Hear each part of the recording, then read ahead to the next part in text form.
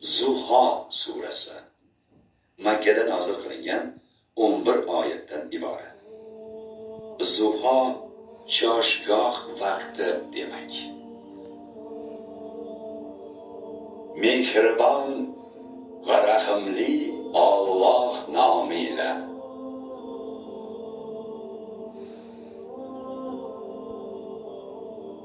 Qasam yod eturman choshgoh vaqti bilan va o'z zulmati bilan atrofni qoplab turgan tun bilanki, ey Muhammad, Rabbingiz sizdan voz kechgani ham yo'q, yomon ko'rib qolgani ham yo'q. Albatta siz uchun oxirat saodati dunyo farog'atidan yaxshiroqdir. Yaqinda Rabbingiz sizga shunday ne'matlarni ato etuvki, siz albatta undan rozi bo'lursiz.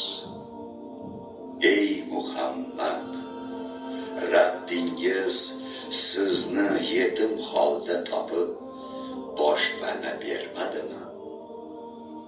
Yana sizni gumroh, g'ofil holda topib to'g'ri yo'lga hidoyat qilib qo'ymadimi?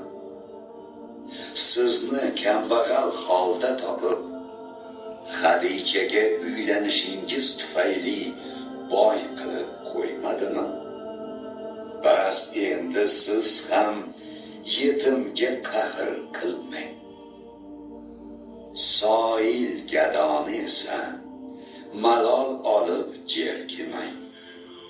Rabbingizning sizga ato etgan barcha ne'mati haqida esa odamlarga so'zlang.